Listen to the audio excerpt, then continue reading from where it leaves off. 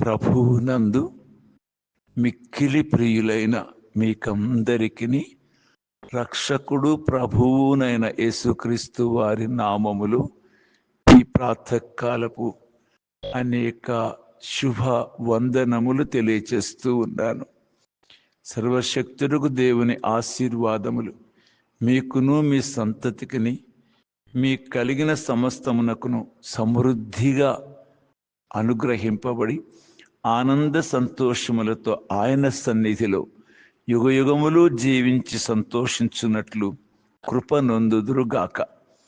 నా ప్రియులారా, ఈ ఉదయకాల సమయంలో పరిశుద్ధ గ్రంథమైన బైబిల్ నుండి దైవ వాక్కును కీర్తనల గ్రంథము 147:14 నుండి చదువుకుందాం. కీర్తనల గ్రంథము 147:14 వచనంలో,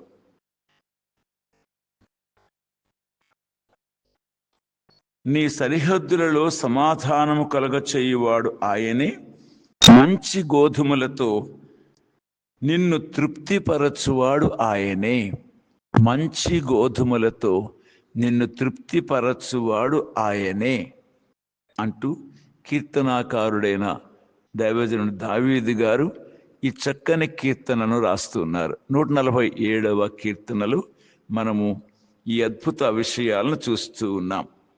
దైవజనుడు ఈ కీర్తనలో 34 చక్కని ఆశీర్వాదములను ఆయన భద్రపరిచి పెట్టారు. 34 ఆశీర్వాదములు ఈ యొక్క కీర్తనలో ఆయన రచిస్తూ వచ్చారు. దేవుని యొద్ద నుండి పొందే అద్భుతమైనటువంటి ఆశీర్వాదములు ఈ కీర్తనలో ఆయన పొందుపరిచి పెట్టారు. ప్రియులారా, ఆయన మానవుల విషయంలో ఎంతో దయగలిగిన వాడు, కరుణ కలిగిన వాడు, కనికరం కలిగిన వాడు, ఎడతెగని విశ్వాస్యతను కనపరిచేవాడు, కృపను ధారాళముగా దయచేయవాడు. ఆయన మన పాపములను ఏమాత్రము కూడా ఓర్చుకోలేడు. మన పాపము ఆయన ముఖమును మనకు మరుగుపరుస్తుంది. మన దోషములే ఆయనకు మనకు అడ్డముగా వస్తాయి. కనుక ఆయన మనల్ని చూడలేడు, మనల్ని వినలేడు.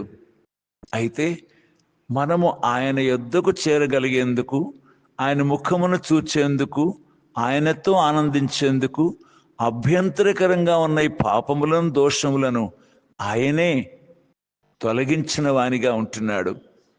13వ అధ్యాయం జకర్యా గ్రంథం 1వ వచనములో, జకర్యా గ్రంథం 13వ అధ్యాయం 1వ వచనములో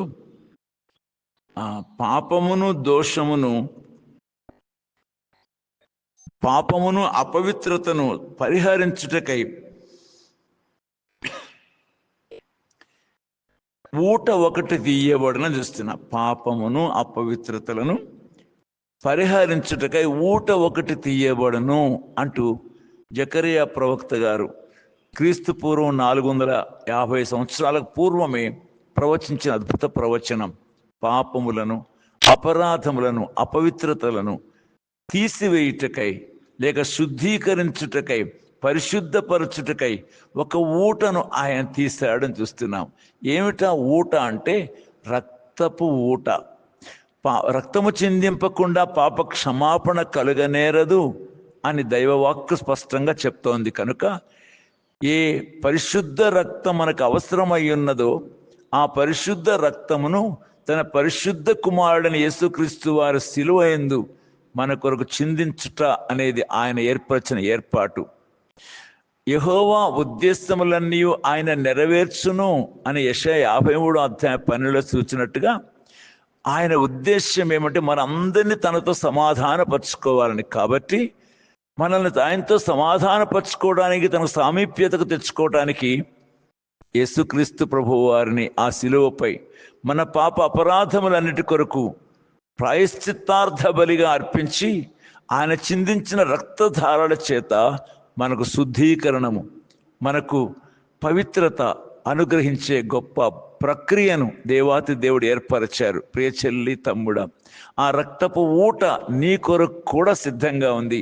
ఈ ఊట ఈ 2000 సంవత్సరాల నుంచి ప్రవహిస్తూనే ఉంది.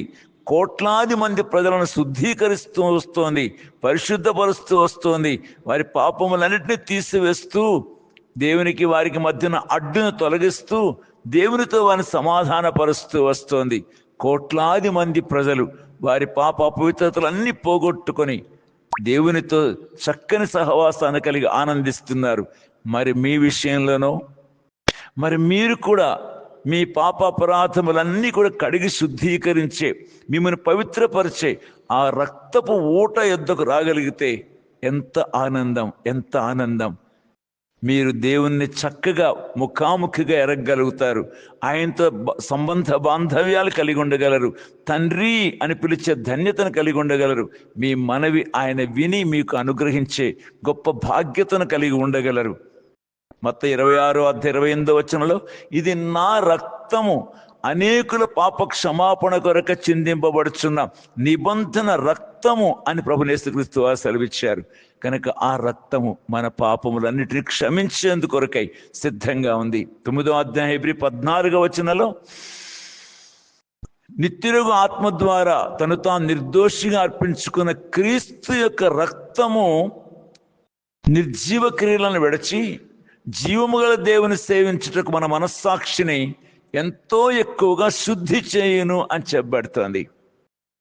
1 యోహాను పత్రిక 1వ అధ్యాయం 7 ఆయన కుమారుడని యేసు రక్తము ప్రతి పాపము నుండి మనల్ని పవిత్రులుగా చేయును అని చెప్పబడుతోంది. ఓ ప్రియులారా, ప్రకటన 1వ అధ్యాయం 6 5వ అధ్యాయం 12 చూడగలం మనం. ఆయన మనకు ప్రేమించి రక్తమును కార్చి పాప పరిహారాన్ని చేశాడు అని చూస్తున్నాం. చెల్లి, నా తమ్ముడా, ఇంకా భయం ఎందుకు? ఇంకా వేరు ఆలోచనలు ఎందుకు? నీ పాపము, నీ అపవిత్రత పోగొట్టుకుంటే దేవునితో చక్కని బాంధవ్యాన్ని కలిగి ఉండగలవు. Personal experience, personal relation, fellowship with the living heavenly father. జీవము గల పరలోకపు తండ్రితో వ్యక్తిగతమైన అనుభవాన్ని, వ్యక్తిగత సహవాసాన్ని కలిగి ఉండగలవు.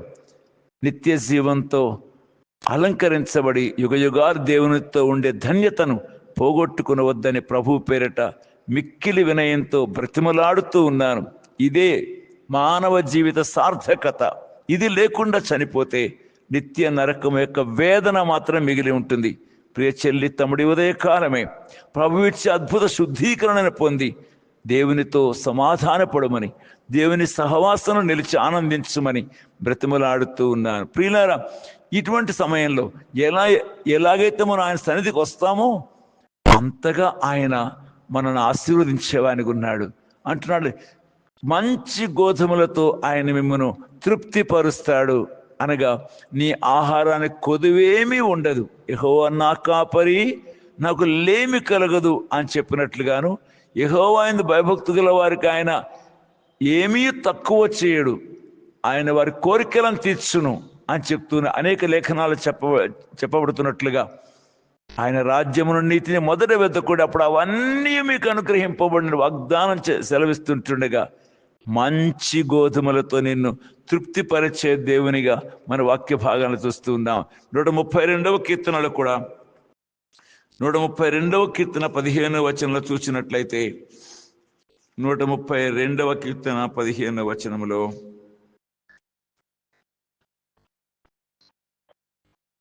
దాని ఆహారమును నేను నిండారులుగా దీవించదను, దానిలోని బీదలను ఆహారంతో తృప్తిపరచెదను.